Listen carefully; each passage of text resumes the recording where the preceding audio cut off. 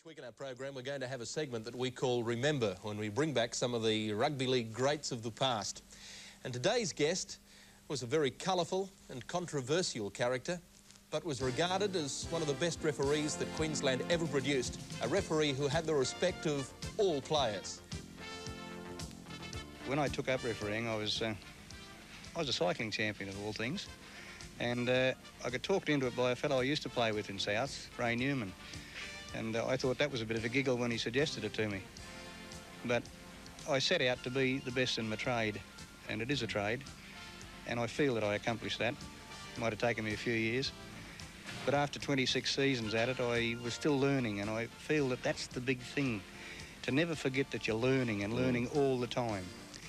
Unfortunately, in this day and age, things don't work out the way they should because people don't put the aptitude or the attitude into it. They want to be the best, but they're not prepared to work at it hard enough. And if you're going to, you know, I used to train every morning of the week in those days, and we got 25 bob for first grade.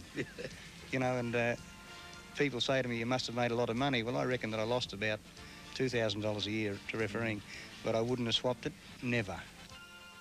How about that last grand final? Was it in 72? 72, yeah, Eastern Valley's Fifey won it with a drop goal on the end. Yeah, that was history, wasn't it? Oh, it wasn't ever. That was a fantastic game of football. That really had everything. And quite frankly, I'd say one of the cleanest games I've ever seen.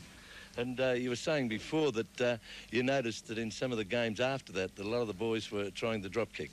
Well, we went down to Sydney, New South Wales. Colts played Queensland on the following Friday night.